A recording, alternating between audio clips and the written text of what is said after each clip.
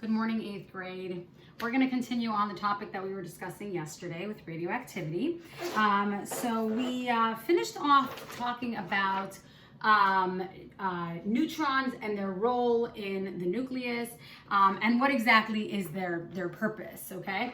And we talked about how when the neutrons are there, they're kind of keeping the protons stable, and it's very important because the protons are going to be repelling each other, right? They all want to kind of escape the nucleus. And so in order for those protons to stay there, the neutrons are there to kind of keep everyone at bay. And then we talked about this concept of isotopes. We have various different isotopes. And what are isotopes? Pretty much they are the atoms or atoms of the same element, which means that they have the same number of protons. But those atoms are going to have various different numbers of neutrons. And so the element itself is going to have different numbers of isotopes. Now they are limited as far as how many isotopes they'll have, because there's another thing or force that keeps the atom stable, and that force is called the strong force. And I know that we've talked about this in class because we were talking about how the strong force, there's a strong force and there's a weak force, and there's something that actually weakens the strong force, but it's not the weak force that the strong force turns into. So I know that we've discussed it. I'm glad we discussed it because it's a little bit confusing. So I'll just really quickly review. So what is the strong force? The strong force, its function is to keep the atom stable.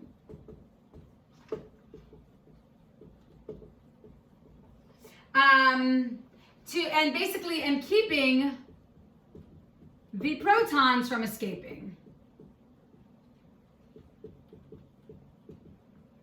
From escaping the nucleus. And so the strong force is very important in playing that role. Now, the closer, or not the closer really, it's the smaller the nucleus is, the stronger the strong force, okay? So the smaller the nucleus, the stronger the strong force, right? So basically, in order for the strong force to keep that atom stable, the nucleus needs to be a certain size. If it gets too big, then the strong force starts to weaken, okay? And that's what we've talked about. It doesn't turn into the weak force, it just weakens as far as what its ability is as a force, okay? And if you think about it, actually, I'm not gonna give you that example. I was gonna talk about gravity, but I'm not even gonna go there. It's gonna just confuse you. So we were talking about how you have different isotopes, right? And depending on the isotopes will determine the size of the nucleus, right? So if I have, let's say, carbon, 1, 2, 3, 4, 5, 6, right? And I have another carbon, 1, 2, 3, 4, 5, 6. And then I have one isotope that has 7 neutrons, so 1, 2, 3, 4, 5, 6, 7. And this one has 1, 2, 3, 4, 5, 6, 7, 8, 9, 10, 11, 12. Well, the nucleus over here is going to be smaller than the nucleus over here. This is going to be too big. And so what's going to happen is this isotope, this is a more stable isotope because it is smaller. So it's just because, so we would think, oh, because in order to have a more stable nucleus, let's increase the amount of neutrons in there, and the more neutrons there are, then the more stable it'll be, because the neutrons are also there to keep the atom stable, right? It's there to keep all the protons in place. So you would think, oh, so the more neutrons there are, the more stable the atom is going to be. But that's actually not the case.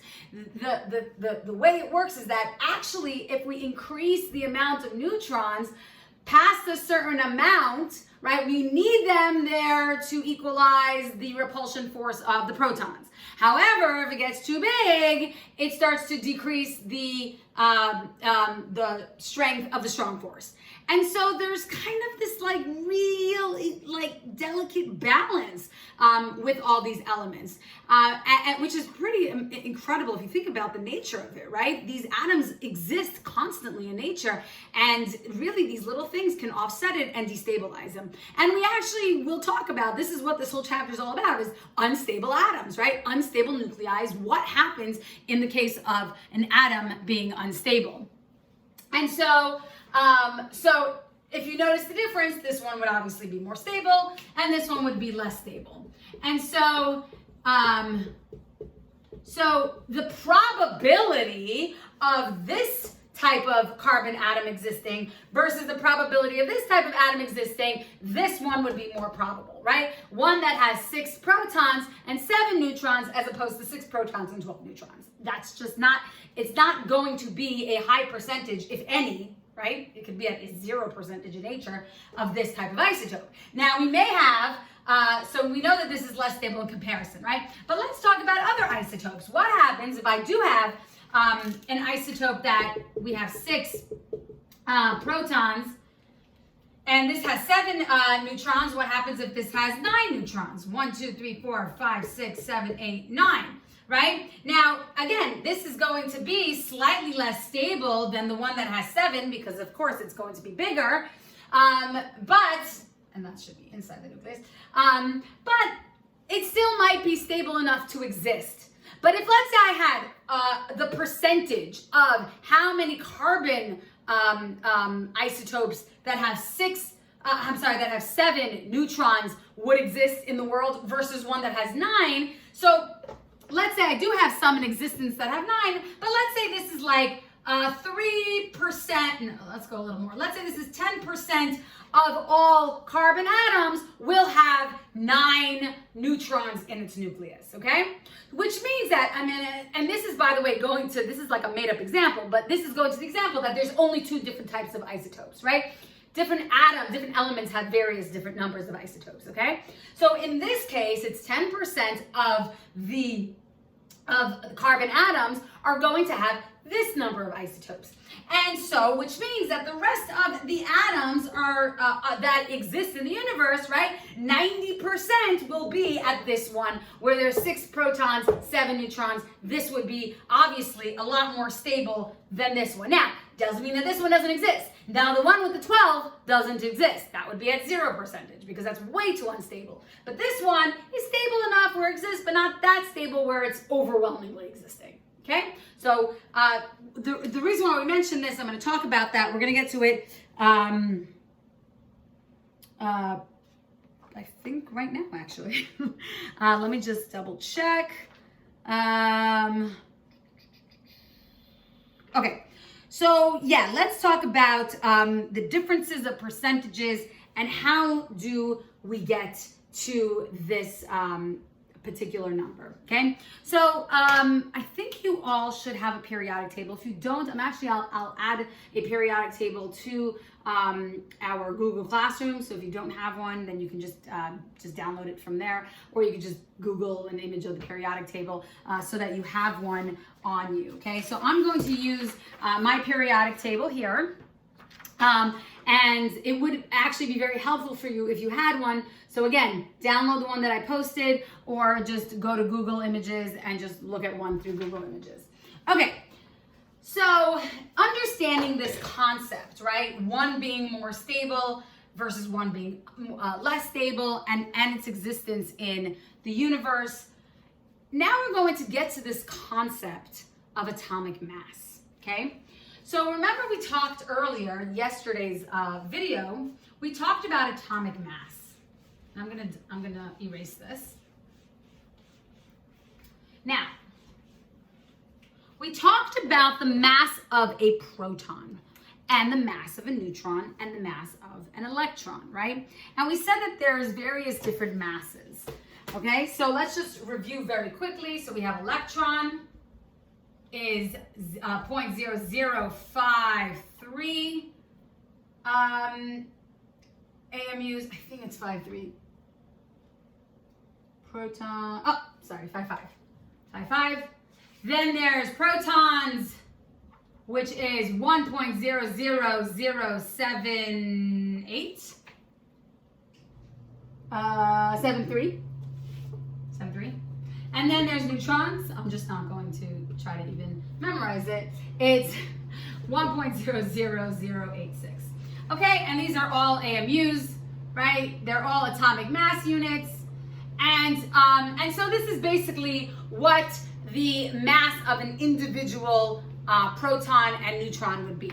Now, when we talk about it in general, we're not going to say, okay, a proton is 1.0073 AMUs, right? We're just going to round it up to the nearest whole number, and that would be a 1, that would be a 1, and that would be 0, okay? And so that is how we would basically summarize the mass of each of these individual subatomic particles. However, when we're dealing with isotopes and we're dealing with mass of the actual atoms, of the element itself, if you look at the periodic table, so we have each individual box, and we've talked about this briefly, I believe last year, so we're just going to review really quickly. Each box has a certain amount of information on it. And so let's just go with carbon since we've been talking about carbon. So if I have the number up here, this represents the atomic number, and you should all be familiar with what the atomic number indicates. It indicates that that is the amount of protons in that atom. Then I'm going to have the atomic symbol, and the atomic symbol will just be a shorthand way of writing that element down. Then I'll have the name of element. And then the last thing, and we've never really talked about, is this number down here, which on this on this periodic table, and some of them will round it to different numbers. This one rounds it. This one goes to 5 numbers, but I'm not going to go that far. I'm just going to write the number that it says here on the periodic table. Is this is the atomic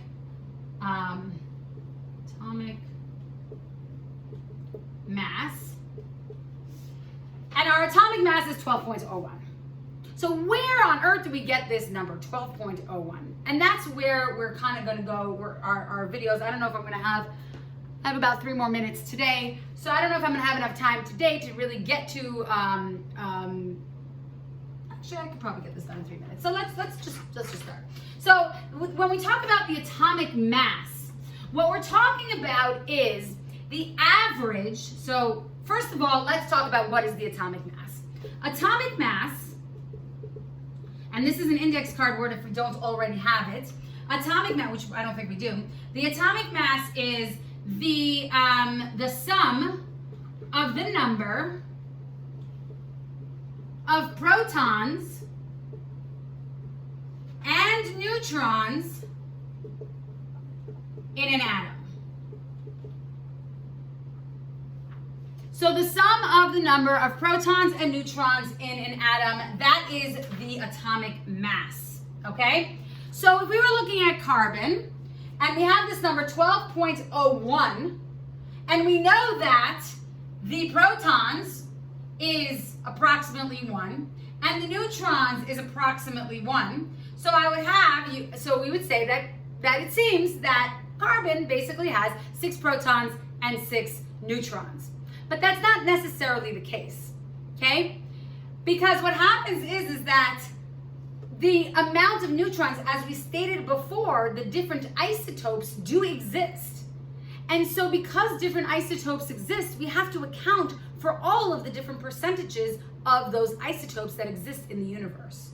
We're going to go way more into detail about this on Monday. But right now, just understand the concept that this number right here, this number over here, the 12.01 number, is not a direct number of the sum of the number of protons and neutrons. Yes, the atomic mass is only indicated by protons and neutrons. Electrons have nothing to do with atomic mass because it's too small, we don't include it. But when it comes to atomic mass, we are only talking about protons and neutrons. However, the number that is over here on the periodic table is not the straight number for all the carbons in the universe, right? It wouldn't be, because there's several different isotopes. So when we're talking about this, and this might be a little bit confusing to you, but it's definitely going to make more sense to you on Monday when we go over, and I'm going to give you an example, and I'm going to show you exactly how the numbers break down. I'm going to show you how that works. But here in this case, right, the atomic mass over here is the average mass of all known isotopes. What does that mean? That means if I have an atom that has 6 protons and 7 neutrons, and there's 90% of those in the world, 6 and 7 is what? 13. So this would be 13 AMUs. But I also have some that have 6 protons and 9 neutrons. And that's 10% found in the universe. And that's not number 13, right? That would be number 15. That would be 15 AMUs.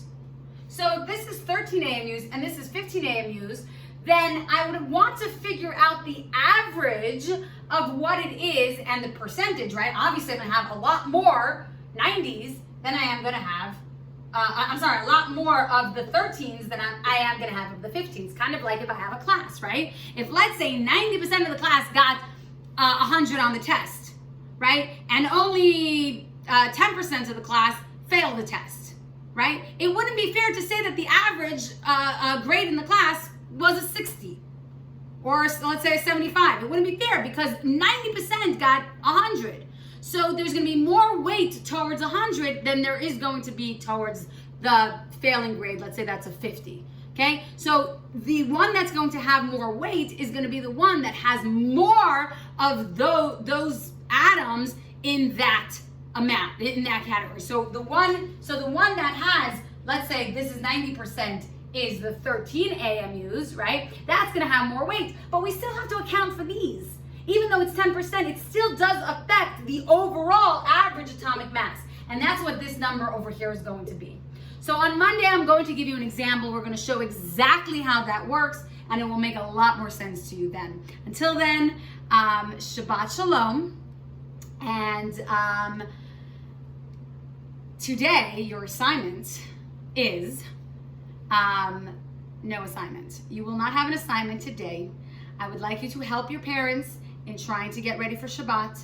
It has been, I'm sure, a very stressful week, so I will not give you an assignment due today. However, I will give you an assignment due on Sunday, okay? So I'm not going to post it until Sunday. But for now, actually, I'll post it. I won't give you an assignment until Monday. You don't have to do anything for Sunday. Enjoy your weekend, okay? We had a stressful week. Enjoy your weekend. Help your parents today. The reason I'm not giving you an assignment today is because I want you to help your parents prepare for Shabbat, all right?